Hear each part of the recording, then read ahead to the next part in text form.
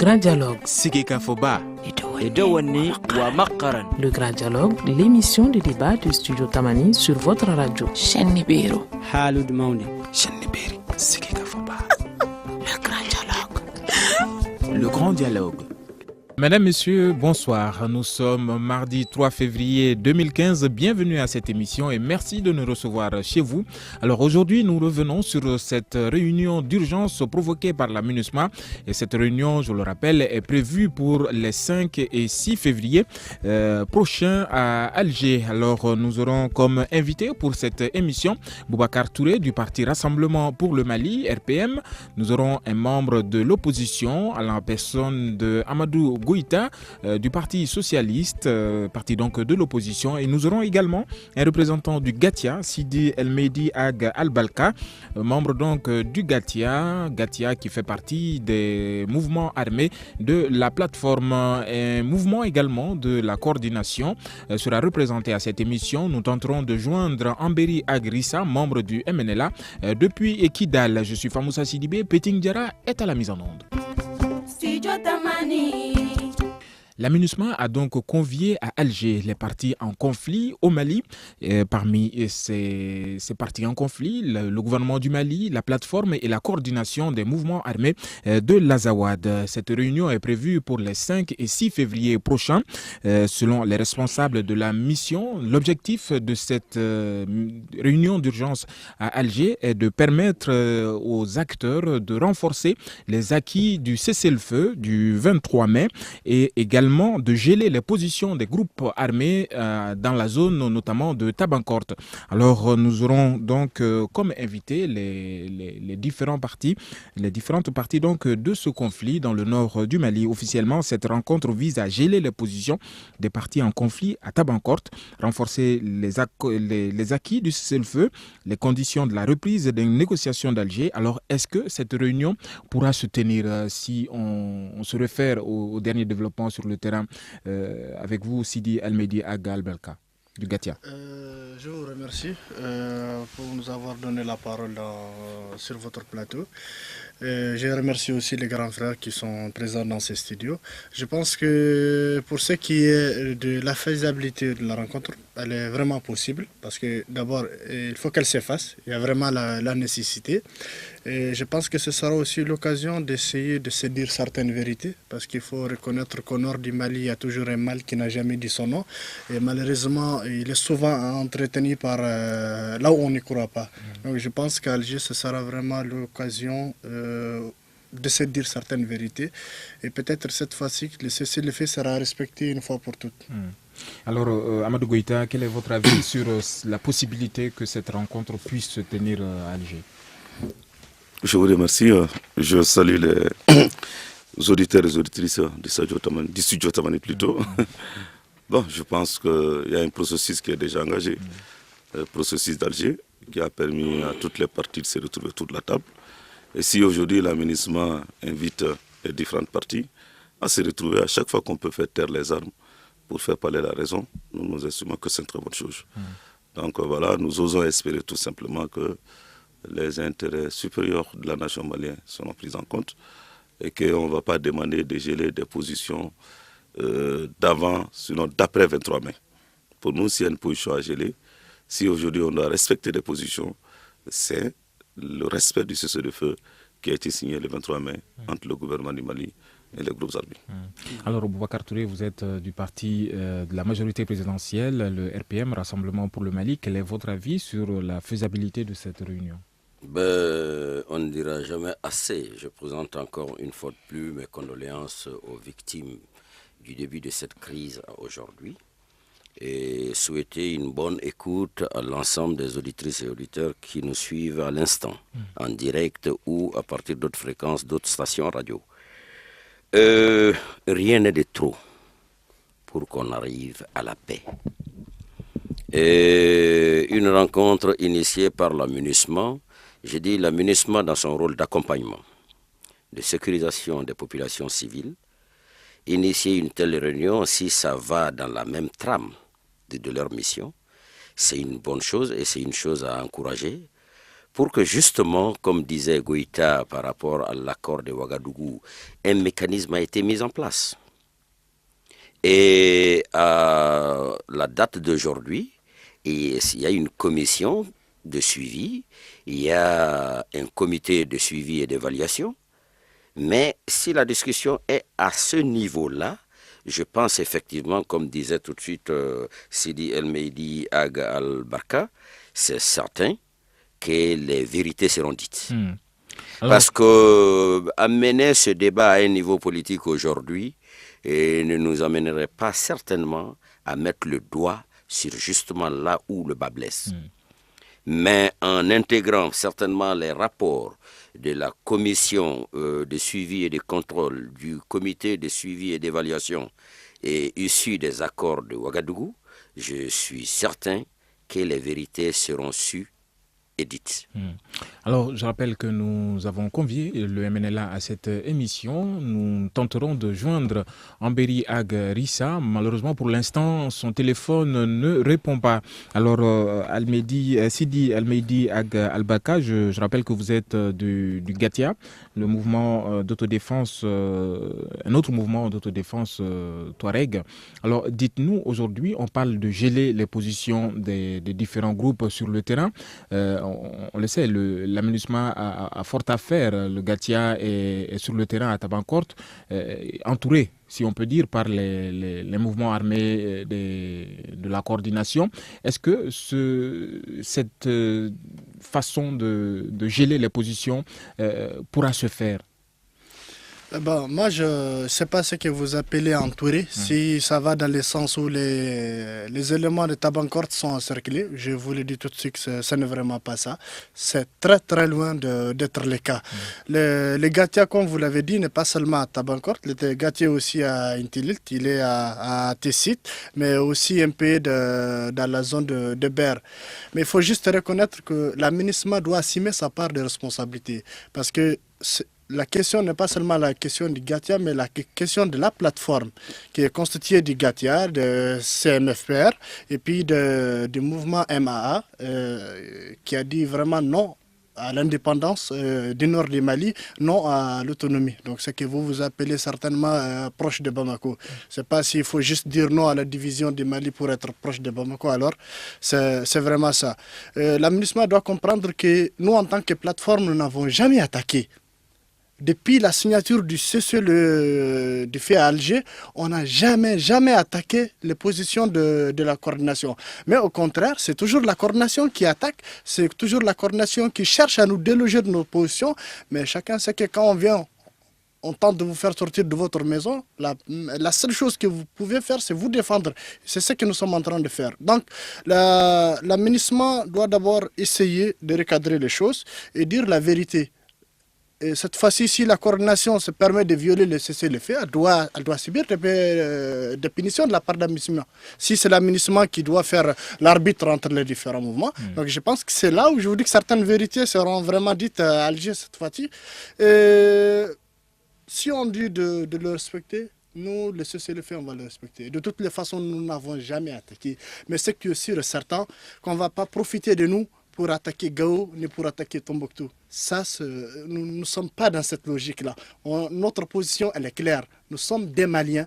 Nous ne sommes pas nous ne sommes pas pour la division du Mali. Nous ne sommes pas pour un statut quelconque. Nous ne sommes pas pour le fédéralisme. C'est lui qui essaye de marcher sur nous pour passer à Gao. Il trouvera une autre occasion. Alors, Tabankort est une zone assez stratégique, Amadou Goïta, pour qui veut contrôler la région de Gao. La MINUSMA et la médiation peut-elle parvenir aujourd'hui à respecter ce gel des positions? Moi, j'estime aujourd'hui que la MINUSMA avait signé un accord avec les MLLA suite aux événements de Gao qui ont entraîné la mort de 3 manifestants. Le gouvernement a demandé le retrait de ce document. Aujourd'hui, moi, j'estime que le plus important, il y a un processus de dialogue qui est déjà entamé depuis le mois de novembre entre le gouvernement et ces groupes armés afin de parvenir à un accord de paix. Un projet d'accord nous a été déjà soumis, qui est aujourd'hui à l'étude.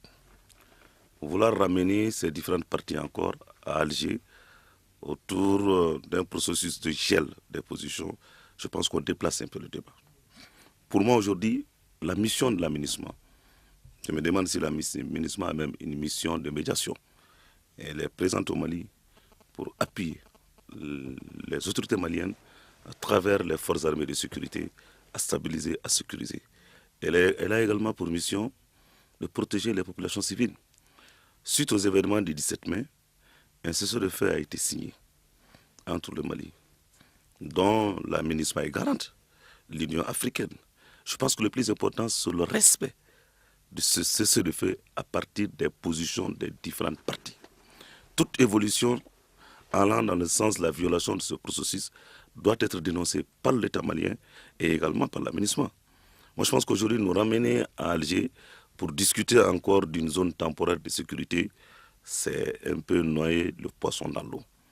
Puisqu'aujourd'hui, le processus de dialogue ayant été engagé, et nous sommes à la phase, je ne dirais pas terminale, mais nous, à partir du moment où il y a déjà un avant-projet, je pense que le volet politique doit plutôt dominer sur le volet sécuritaire et sur le volet militaire.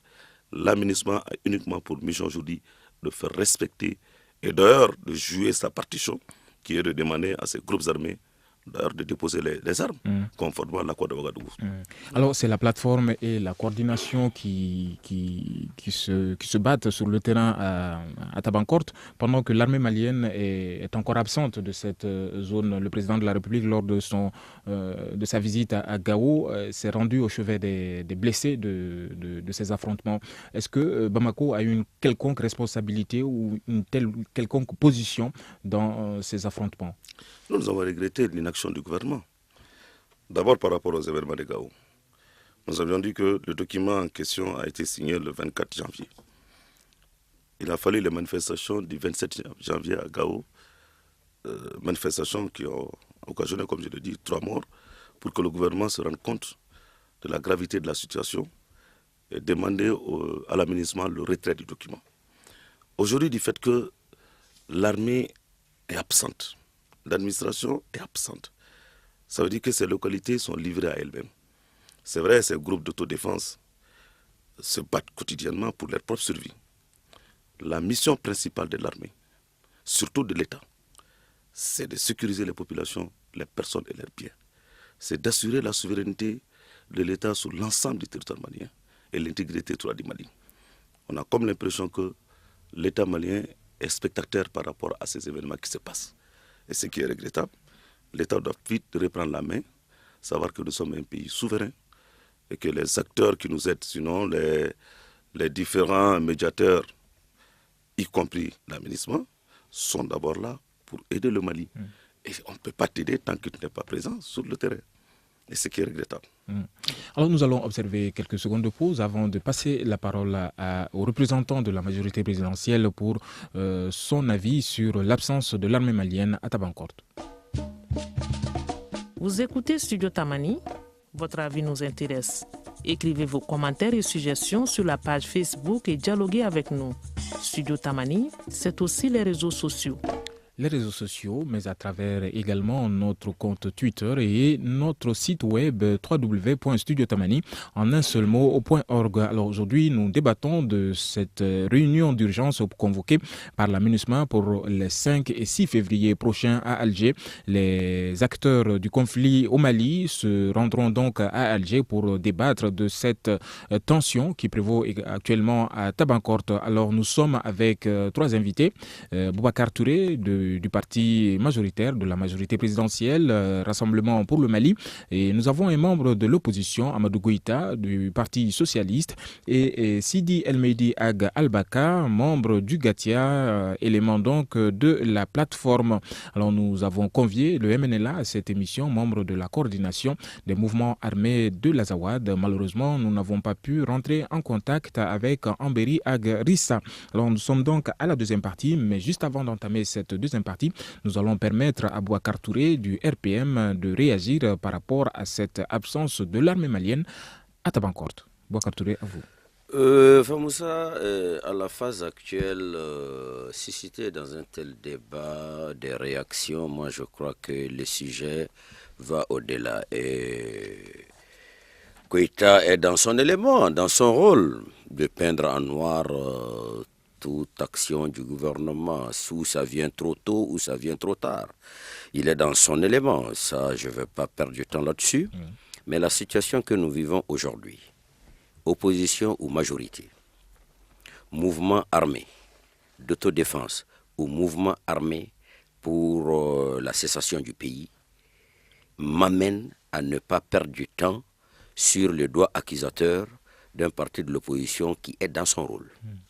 J'ai dit que l'accord de Ouagadougou et toutes les autres dispositions prises jusqu'à cette date récente, toutes les parties se sont engagées à un cessez-le-feu, à un cantonnement. Où est-ce qu'on est avec ce cantonnement? Et toutes les parties sont membres de la commission de suivi et de contrôle et du comité de suivi et d'évaluation. Où est-ce qu'on en est avec ça aujourd'hui? Qui a violé? Tout le monde sait, la partie sécessionniste a toujours attaqué en dehors de ses positions initiales. La MINUSMA le sait, mais la MINUSMA n'a qu'à rentrer dans sa mission classique et traditionnelle. C'est d'accompagner le Mali, parce que la MINUSMA n'a pas été sollicitée, l'ONU n'a pas été sollicitée, l'Union européenne n'a pas été sollicitée par un mouvement armé, mais c'est par la nation malienne dans son État et dans sa population civile. Si c'est le cas, en faisant l'évaluation, les responsabilités, une fois situées dans le respect des cantonnements avant les récents événements, sinon, je dirais, les masques commencent à tomber. Dans tous les cas, j'ose espérer que chacun jouera sa partition pour que la rencontre d'Alger, initiée par la MINUSMA, situe les responsabilités et les dispositions idoines à prendre. Ce qui est certain qu'il y ait ces affrontements, on sent le déplacement d'un mouvement vers un autre mouvement dans son site. L'implication de l'État, une fois, si les cantonnements étaient respectés, au lieu de pointer le doigt accusateur sur là où tu tombes, voyons là où tu as trébuché, c'est l'aménagement dans ces éléments, ces attaques n'auraient jamais lieu et la réaction d'un autre mouvement n'aurait jamais lieu. À force de parler d'implication du gouvernement. Ok, et un document sous manteau qui circule, et l'aménagement même a reconnu par rapport à ce document que c'est un document de travail, même si par ailleurs, nous savons que ce n'était pas uniquement un document de travail, c'était nous mettre devant les faits accomplis. Donc, par rapport à ça, moi je crois, les responsabilités une fois situées, et ce débat, cette négociation à Alger, le 6 et le 5, il faut que ça soit conduite par d'abord une oreille qui va écouter de façon équitable, qui va écouter et prendre en charge les préoccupations de toutes les parties en présence, qui ne pencherait pas d'un côté ou d'un autre, mais tout en ramenant chacun dans sa mission traditionnelle, l'État, les mouvements armés, mais fondamentalement la MINUSMA, qui a une mission claire, nette et précise. D'accord. Alors, on me fait signe que nous avons Ambéry Agrissa au téléphone. Malheureusement, ce n'est pas le cas. Sidi El-Mehdi Ag Al-Baka, juste avant de vous donner la parole, je reviens vers Bouakar Touré pour cette précision. Vous dites que ce document retiré par la MINUSMA, cet accord retiré par la MINUSMA, vous dites que c'est un document qui était sous le manteau. Donc, aujourd'hui, est-ce que Bamako remet en cause la neutralité de la MINUSMA? Je ne parlerai pas comme tu le souhaites. Ce qui est certain, on a besoin de l'ensemble des acteurs. Et on ne versera pas le bébé avec l'eau du bain. On a besoin de la MINUSMA, mais une MINUSMA équitable. C'est de cela dont on a besoin, conformément à sa mission. D'accord. Alors, Sidi El-Mehdi Ag Al-Baka du Gatia, vous voulez réagir? Moi, je n'arrive pas à comprendre. C'est vrai, l'aménagement dit toujours au gouvernement que c'est un document de travail. Mais je rappelle au gouvernement que l'aménagement a eu la même réunion à Tabankort, c'est Kidal. Mais pourtant, la MINUSMA n'a pas signé un document à Tabankort et allant dans l'idée de déloger le mouvement de la coordination, par exemple d'ANEFIF, pourquoi pas ne pas le désarmer.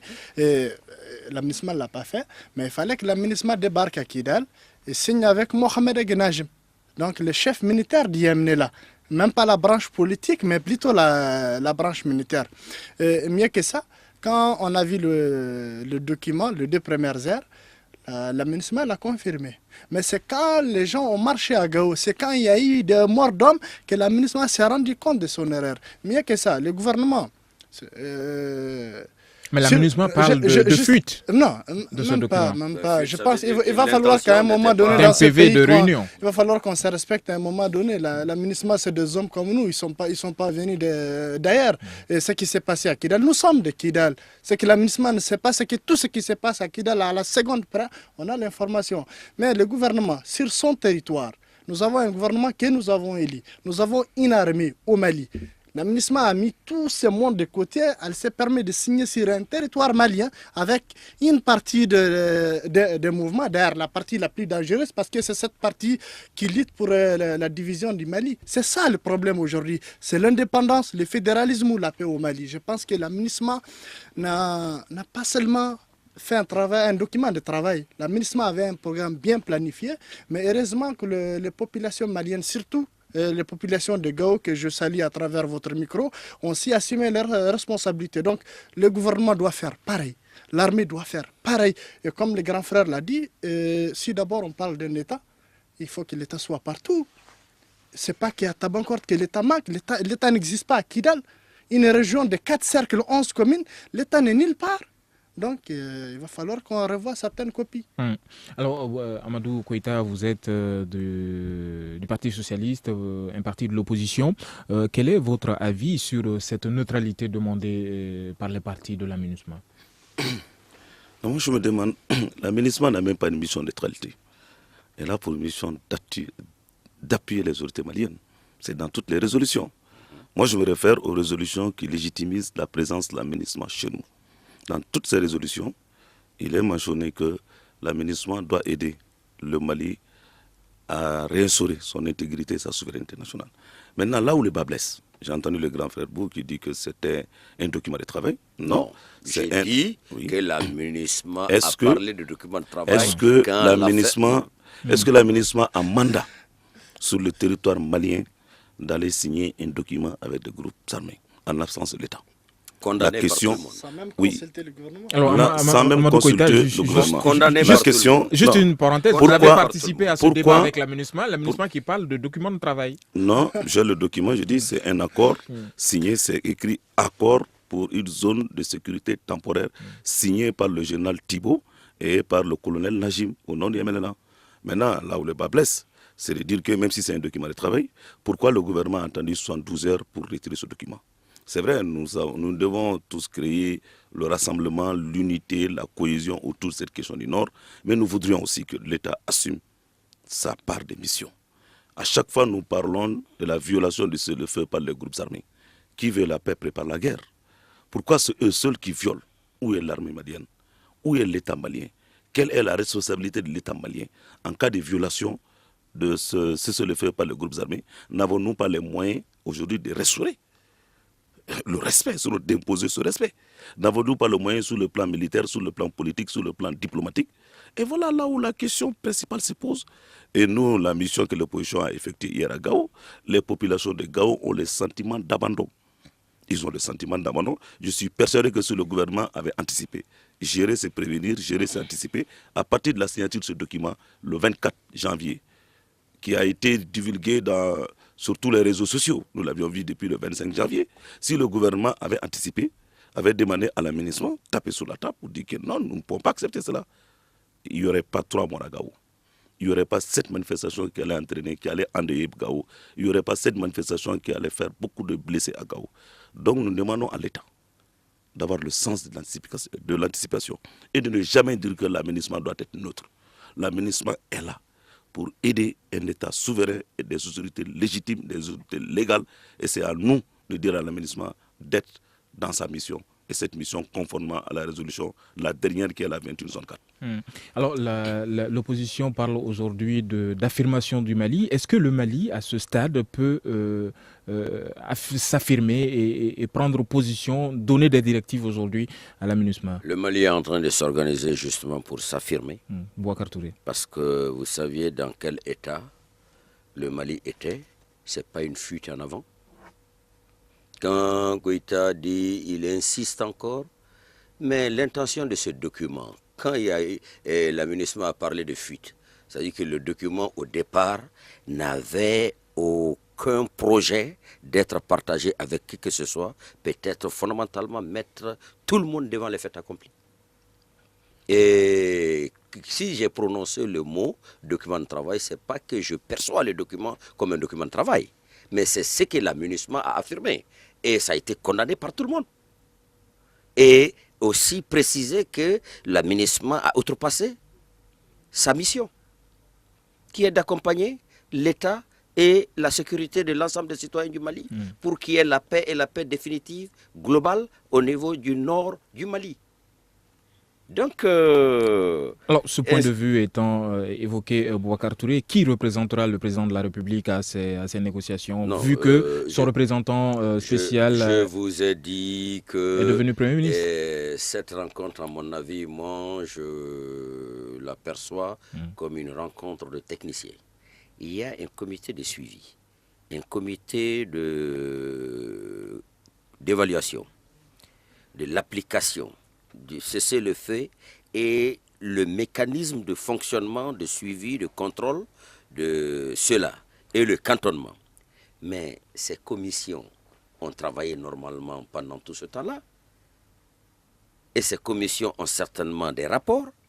Ça doit être niveau, je ne le vois pas niveau ministériel ou présidentiel. Je le vois discussion entre techniciens, compte tenu des réalités sur le terrain, avant les récents événements, quelles étaient les recommandations et à quel degré ça a été mis en application sur le terrain, les failles, où se situent les failles. Parce qu'on regarde toutes ces attaques aujourd'hui, et Nampala, Léré et Ténenkou, mais si chacun était respectueux des dispositions de l'accord de Ouagadougou dans le cadre du cantonnement, l'attaque ne serait ni à Nampala, ni à Ténenkou, ni autour de Tabankor et à Tabankor. Et même cette révolte contre la présence et tout ce qui est symbole de la MINUSMA à Kidal. Ça veut dire quelque part, le MNLA est en train de violer. Maintenant que chacun rentre dans sa mission, dans son rôle. Alors, un des objectifs de cette réunion d'urgence de la MINUSMA, c'est aussi permettre de créer les conditions favorables à la relance des pourparlers d'Alger. Je reviens encore avec cette question. Qui représentera le président de la République à cette réunion, vu que son haut représentant est devenu Premier ministre? Dans tous les cas, au niveau des différentes commissions techniques dont j'ai fait cas, chaque partie prenante a sa représentation. Et c'est eux les techniciens sur le terrain qui connaissent les réalités, comme Elmedi le disait, sur le terrain, en fonction de ces réalités sur le terrain, les techniciens parleront mieux. Je ne situe pas cette première rencontre à un niveau ministériel ou présidentiel. Non. Parce que quelque part, tout cet arsenal mis en place, quelque part, ça coince. Ça coince. Et si c'est pour préparer, espérons bien que la rencontre ne passe pas par la même voie que ce document sous manteau. Alors, Amadou Koïta, vous êtes de l'opposition. Est-ce que vous êtes confiant avec la nouvelle équipe que le gouvernement va mettre en place, notamment pour diriger cette réunion d'urgence convoquée par la MINUSMA? Je vous laisse réfléchir avec cette question et nous allons observer 2 secondes de pause et vous réagirez ensuite. Une réaction? Un avis? Un commentaire? Réagissez sur la page Facebook de Studio Tamani et restez connectés avec nous. Studio Tamani sur les réseaux sociaux pour vous faire entendre.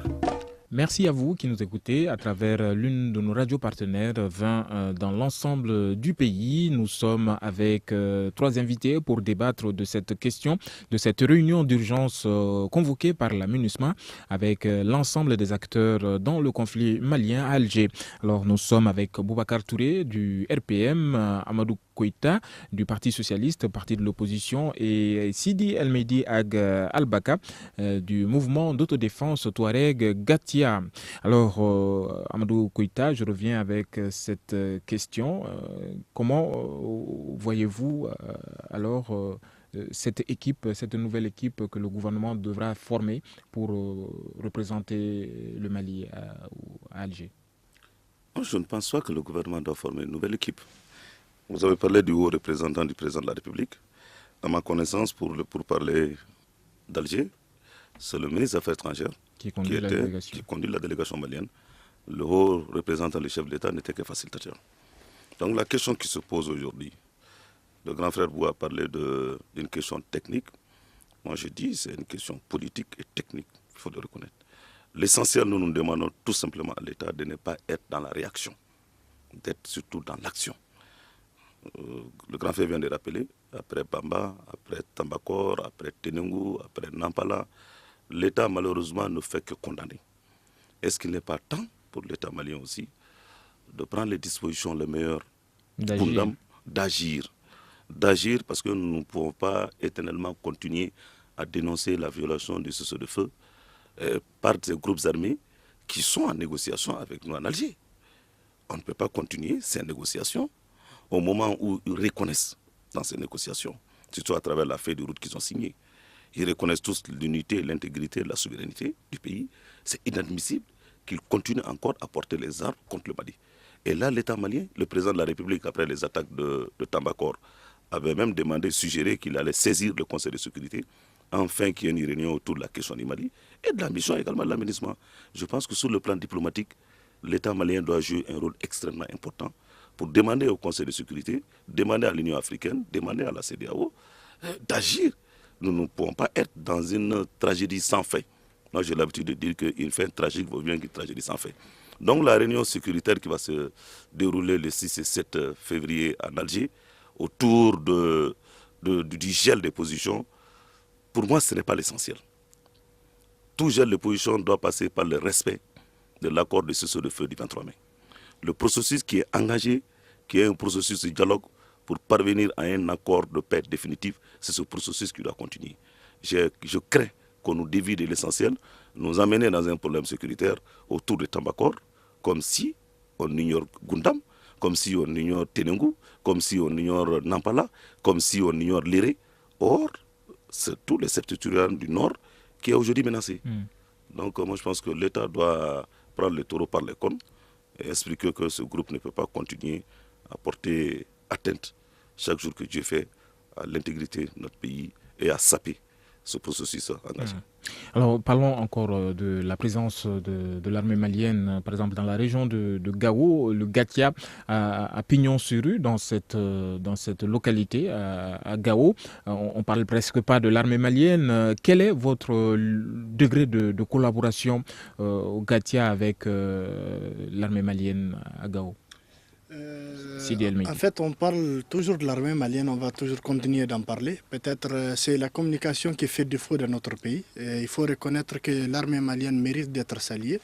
Mais par contre, ce que je déplore, à chaque fois que l'armée malienne perd, je ne sais pas, une bataille ou une guerre, je ne sais pas l'adjectif qualificatif qu'il faut lui donner, on n'essaie pas de savoir pourquoi. Et pourtant, il y a un pourquoi qui mérite vraiment d'être reconnu par le grand public. Par rapport à nos relations avec l'armée malienne, moi je pense que nous sommes un mouvement d'autodéfense. Nous défendons l'intégrité du Mali. Nous défendons la dignité de tous les Maliens. Et nous n'avons pas de problème avec l'armée malienne. Et nos positions sont à 12 km de celle de l'armée malienne, par exemple à Al-Mostarat. L'armée malienne n'a jamais été inquiétée par nos hommes. Ils nous respectent, on les respecte. Du moment où sont nos frères, c'est une partie de nous.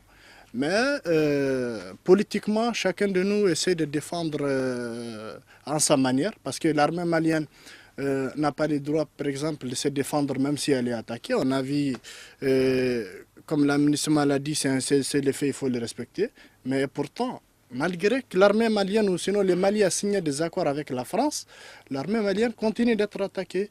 Et on n'a pas vu l'intervention de la France à Nampala, on n'a pas vu à Ténéco, on n'a pas vu, il y a des populations qui sont à Bamba. Il y a eu des otages, mais ça sert à quoi en réalité ces accords avec la France? Est-ce qu'il vous arrive de vous substituer à l'armée malienne Non. Quand elle est attaquée? Non, nous avons notre rôle. Et comme je l'ai toujours dit, l'armée malienne, c'est des frères à nous du moment où c'est des Maliens. Et ils sont là pour assurer la sécurité des populations et de leurs biens. Et quand nous pouvons aider, nous n'avons pas le choix. Donc nous collaborons. Quitte à violer le cessez-le-feu? Absolument. Maintenant, il faut juste qu'on arrive à cadrer un peu les choses. Ce n'est pas parce que nous ne voulons pas attaquer nos frères que nous sommes nourris et pris en charge par les Mali. Les Mali ne nous donnent même pas, je veux dire, le gouvernement malien ne nous donne même pas 1 kilo de sucre. Nous sommes chez nous, on ne peut pas abandonner nos femmes, nos enfants pour aller à l'extérieur. Ça, c'est fini. Nous allons nous défendre avec nos moyens pour défendre d'abord la dignité de notre pays qui est le Mali, mais aussi nos femmes et nos enfants, parce que nous ne sommes pas des Sikasso. Nous ne pouvons pas laisser notre zone pour aller à Caille, par exemple. Donc c'est un peu ce que les gens n'arrivent pas à comprendre. Pour vous dire automatiquement que le mouvement d'autodéfense, c'est le Mali, c'est le gouvernement qui les a. Le gouvernement ne fait absolument rien pour nous. D'accord. Alors, Boubacar Touré, vous êtes du RPM. Est-ce qu'aujourd'hui, il est acceptable de laisser la sécurité d'un pays aux mains des milices? Je regrette cette expression, elle est tendancieuse. Et cette tendance, je l'ai sentie dans d'autres formes de questions posées. Je crois, jusque-là, on parle de groupes armés. Aussi des milices? Je n'utiliserai pas cette expression. C'est non seulement la manière de l'introduire, elle est tendancieuse, mais c'est une question telle que formulée par vous. Je ne te suis pas. Je ne parlerai pas de milices. Au Mali, jusque-là, c'est des groupes armés. Mais un groupe armé qui a décidé de rester Mali. Et en réaction aux groupes sécessionnistes, ils subissent des attaques dans cette partie du Mali où la présence de l'armée malienne est limitée à cause de certains accords. C'est pourquoi à un moment j'ai parlé de masques qui commencent à tomber. Donc parler de milice, ça doit être le discours des séparatistes. Et non ici, encourager cela, c'est de ne pas savoir l'objectif que nous avions pour un Mali un et indivisible. Donc je refuse, je récuse ce qualificatif. Si alors chacun avait respecté le cantonnement, le MNLA est allié qui sont dans la dynamique de la cessation, de la partition du pays, s'ils avaient un minimum de respect pour le cantonnement initié dès le départ, il n'y aurait pas de groupe armé en opposition à eux pour défendre l'intérêt et du Mali et surtout de leurs femmes enfants. Parce que nous savions tous, dans certains accords, le mécanisme qui est là aujourd'hui pour fragiliser la présence de l'armée. Et chaque petit mouvement de l'armée, on parle de génocide, on parle de ceci, on parle de cela. Mais pourtant, tous les jours, l'armée et les populations paisibles sont attaquées. Et la réaction est qualifiée autrement. Mais cela ne peut pas continuer. La loi de programmation militaire qui est en cours et les dispositions qui sont en cours donnera certainement et dans un délai très bref une armée pas pour faire la guerre, mais pour imposer la paix. Je peux à ce niveau ici. Allez-y, Sidi El Mehdi. C'est-à-dire, c'est vrai, certains le disent milice, pas milice. Il faut comprendre que lors de la signature du document d'Alger qui devrait appeler les gens à faire la feuille de route, ça a été dit très clair. Hein. Soit vous choisissez, vous partez au sein du MNLA, du ACEA, ou bien du mouvement des Arabes qui est au sein de la coordination alliée au MNLA. Nous ne pouvons pas être du MNLA. Nous ne pouvons pas tirer sur nos frères. Nous ne pouvons pas être au ACEA parce que nous connaissons corps et âme, c'est ce qui constitue ce groupe. Nous ne pouvons pas aller nous allier avec des gens qui tirent sur nos frères. Donc, ça a été dit très clairement, on ne peut pas abandonner nos femmes, on ne peut pas abandonner nos villes. Donc, nous avons été obligés, nous avons été contraints de nous armer et puis de défendre notre dignité. Sinon, si à Alger, on n'a pas dit... D'où viennent ces armes? Est-ce que tu as cherché à savoir d'où viennent les armes que les MNLA utilisent tous les jours contre ton pays, contre ton armée, contre les radios qui sont sur place? Non, je vais juste essayer. Je suis en train d'expliquer la naissance de ces mouvements d'autodéfense. Sinon, si on ne nous a pas obligés de rejoindre les MNLA, les HCA et les autres séparatistes, si on les a laissés vivre de façon digne chez nous, sans nous maltraiter, on n'avait pas besoin de nous armer. On allait laisser les problèmes entre le MNLA et le gouvernement en restant bien sûr malien. Mais aujourd'hui, c'est une question de dignité. Nous sommes obligés de défendre l'honneur de nos populations. Et le MNLA, je pense qu'il a compris. Le Gatia aujourd'hui a 5 mois. Et après ces 5 mois, les gens ont compris que le problème au nord du Mali n'est pas un problème touareg. Je pense qu'il faut dire les choses telles qu'elles sont. Ce n'est pas un problème Soraï. Ce n'est pas un problème arabe. C'est un problème de 5 personnes qui ont un appui extérieur, qui sont bien organisées, qui cherchent à déstabiliser notre pays. On ne le fait pas pour faire plaisir à nos frères du site. On ne le fait pas pour que l'opposition nous applaudisse ou que le gouvernement nous apprécie. C'est une question de dignité. On le fait parce que nous sommes une partie intégrante de ce pays. Sidi El Mehdi Aga Al-Baka, je rappelle que vous êtes du Gatia. Alors, Amadou Goïta, nous revenons sur cette position, toujours sur l'absence de l'armée malienne et l'occupation des zones par les mouvements armés. Comment voyez-vous cette question du désarmement avec la multiplicité et la complexité aujourd'hui des groupes armés sur le terrain? Non, je ne pense pas que ces groupes soient des milices. Vous savez, il y a toujours eu les Gandaïzo, il y a toujours eu les Gandakoui, bien avant les Kacha. Je pense que c'est des hommes et des femmes qui, par patriotisme et par dignité, ont refusé qu'on les impose par la force des choses ou qu'on les dicte une certaine conduite. Aujourd'hui, nous devons saluer ces hommes et ces femmes qui, sans char, sans hélico, avec leur seule volonté et leur patriotisme, sont en train aujourd'hui de faire reculer le mouvement, les MLLA, qui est même en train d'utiliser des astuces en les voulant les confondre à des terroristes. Je pense que le plus important aujourd'hui pour l'État malien, c'est qu'il y a des hommes et des femmes. Les populations de Gao n'ont pas entendu depuis l'occupation, depuis à la présence des islamistes, Moujao et MLLA. Ces jeunes sont toujours sortis pour hisser le drapeau malien haut et fort. C'est des jeunes et des femmes qui doivent être salués. Et aujourd'hui, ceux qui se battent aujourd'hui contre ce qu'on veut imposer à l'État malien, qu'on veut les imposer, ils méritent notre accompagnement, ils méritent également notre soutien.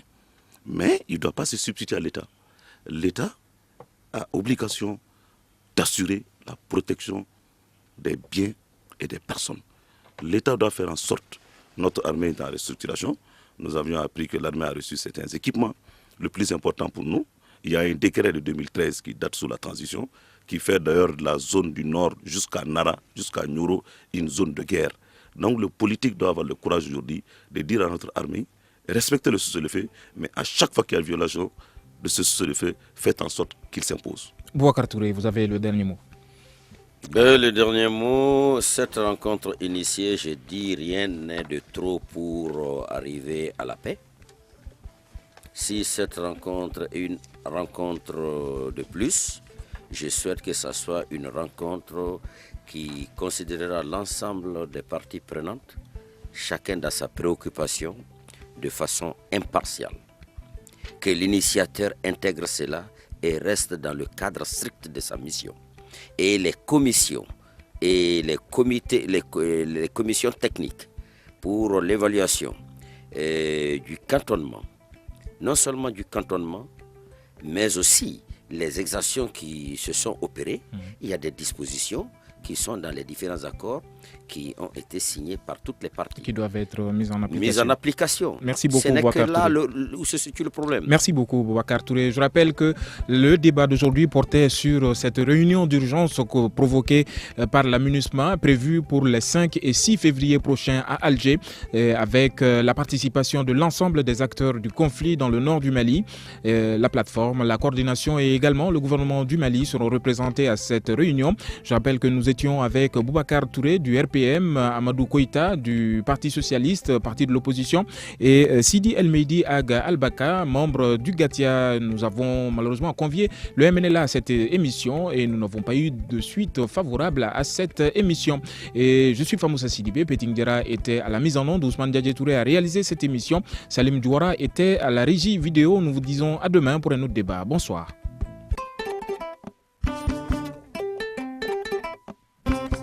Le Grand Dialogue. Le Grand Dialogue, l'émission de débat du Studio Tamani sur votre radio.